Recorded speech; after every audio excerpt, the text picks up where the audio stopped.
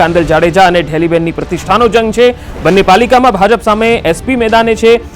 કુતિયાણાની 24 બેઠક પર ભાજપ અને સમાજવાદી પાર્ટીની સીધી ટક્કર છે, જ્યારે રાણાવાવની 28 બેઠક પર ભાજપ અને સમાજવાદી પાર્ટીની સીધી ટક્કર છે। રાણાવાવમાં 2018માં કાંદલ જાડેજાની એનસીપી જીતી હતી, ત્યારે આ વખતની સ્થિતિ કયા પ્રકારની બને છે એ જોવું ખૂબ રસપ્રદ બની રહેશે। અહીંયા કોંગ્રેસ નથી, અહીંયા સમાજવાદી પાર્ટી છે, એ બીજેપી સામે છે। તો આ બેઠક જે છે એ પહેલેથી જ વિધાનસભા હોય ત્યારે પણ રસપ્રદ બનતી હોય છે, અને આ વખતે જ્યારે સ્થાનિક સ્વરાજની ચૂંટણી છે ત્યારે પણ રસપ્રદ છે।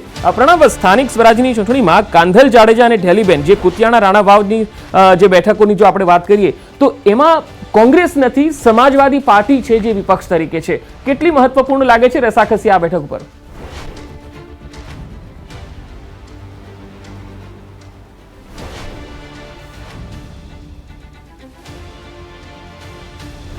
તો હાલ એક મહત્વપૂર્ણ ખબર દર્શકોને જણાવી દઈએ। કુતિયાણા અને રાણાવાવનો જે જંગ છે એ રસપ્રદ એટલા માટે બનવાનો છે કારણ કે અહીંયા ભારતીય જનતા પાર્ટી અને સમાજવાદી પાર્ટી વચ્ચે સીધી ટક્કર છે। કુતિયાણાની 24 બેઠક અને રાણાવાવની 28 બેઠક। અહીંયા કાંદલ જાડેજા ઢેલીબેનની પ્રતિષ્ઠા જે છે એ પણ દાવ પર છે। જોકે રાણાવાવમાં 2018ના જે પરિણામો હતા એમાં કાંદલ જાડેજાની એનસીપી જીતી હતી।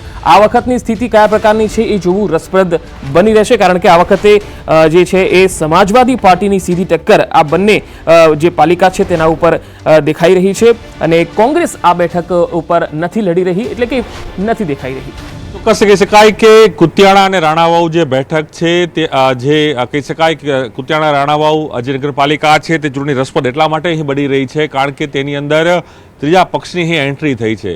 ભારતીય જનતા પાર્ટી અને કોંગ્રેસ પાર્ટી હર હંમેશા માટે આમને સામને છે, પરંતુ આ વખતે સમાજવાદી પાર્ટીના ઉમેદવારો પણ અહીં મેદાનમાં જોવા મળી રહ્યા છે। મહત્વપૂર્ણ અને ખાસ કરીને આ બેઠક રસપ્રદ એટલા માટે જે આખી નગરપાલિકા છે તે અહીં બને છે કારણ કે તેની અંદર જે કાંધલ જાડેજા જે વર્તમાન ધારાસભ્ય છે તેઓ સમાજવાદી પાર્ટીના પક્ષના મેન્ડેટ ઉપર તેઓ ચૂંટણી લડ્યા હતા, અને તેના જ કારણે તેઓ 2022ની અંદર જે કાંધલ જાડેજા છે તેઓ સમાજવાદી પક્ષમાંથી તેઓ ધારાસભ્ય પદ તરીકે તેઓ પોતાની દાવેદારી નોંધાવી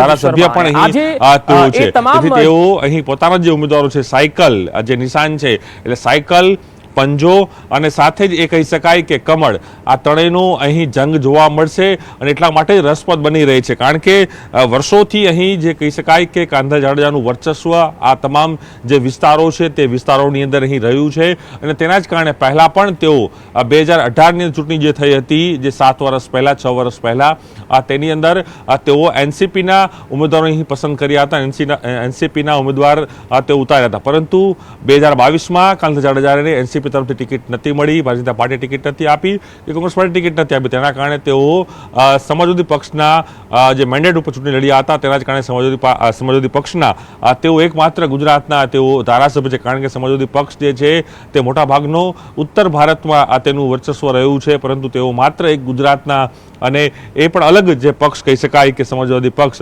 તેઓ ધારાસભ્ય રહેશે। તેના જ કારણે તેઓ કહી શકાય કે જે કુતિયાણા રાણાવાવ છે તેની અંદર સાયકલ, કમળ અને જે કહી શકાય કે કોંગ્રેસ સીધી ટક્કર જોવા મળશે। આપ મારી સાથે જોડાયેલા રહેશો। તો સ્થાનિક વોર્ડ નંબર 9 ના ઉમેદવાર જે છે આમ આદમી પાર્ટીના ઉમેદવાર આપણી સાથે છે પ્રવીણભાઈ ચુડાસમા, ને તેઓ પાસેથી વાત કરીશું। પ્રવીણભાઈ, આજે મતદાન પ્રક્રિયા છે, 157 ઉમેદવારોના ભાવિનો ફેસલો થવાનો છે, શું કહેશો? 9 નંબરના તમે ઉમેદવાર છો। હું તો એમ જ કહું છું કે નિષ્પક્ષ અને તટસ્થ રીતે ચૂંટણી થાય, અને કોઈ ઉમેદવાર કે હરીફ ઉમેદવાર કોઈ પણ જાતની બબાલ ન કરે અને શાંતિપૂર્ણ માહોલમાં આ ચૂંટણી થાય। આ લોકશાહીનું પર્વ ચાહે ઉમેદવાર હોય, હરીફ ઉમેદવાર હોય, બધા શાંતિપૂર્વક ઉજવે એવી બધાને મારી નમ્ર અપીલ છે। કયા મુદ્દાઓ સાથે તમે જે છે પ્રજા સમક્ષ ગયા છો, મતદારો સમક્ષ? અમે પ્રજા સમક્ષ ગયા છે અને અમે પ્રજાનો કોન્ટેક્ટ કર્યો તો ઘણા બધા પ્રશ્ન છે, લાઇટ, પાણી, સફાઈ અને કોર્પોરેશનના ભ્રષ્ટાચારના ઘણા બધા પ્રશ્નને લઈ અને અમારે સાંભળવું પડ્યું હતું। અમે પ્રથમ વખત જ આ ચૂંટણી લડીએ છીએ આપમાંથી, અને અમે લોકોએ ઘણું બધું અમને સંભળાવ્યું, ત્યારે અમે કીધું કે ભાઈ અમે પહેલાં જેવા નથી, પહેલાં અમારી સત્તા નહોતી, હવે અમે સત્તામાં આવશું ત્યારે બધા કામ કરશું આપના। તો 3 તાલુકા પંચાયત અને જૂનાગઢ મહાનગરપાલિકાની પણ આજે ચૂંટણી છે. કુલ 213 બેઠક પર બિનહરીફ ઉમેદવારો ઓલરેડી જાહેર થઈ ચૂક્યા છે.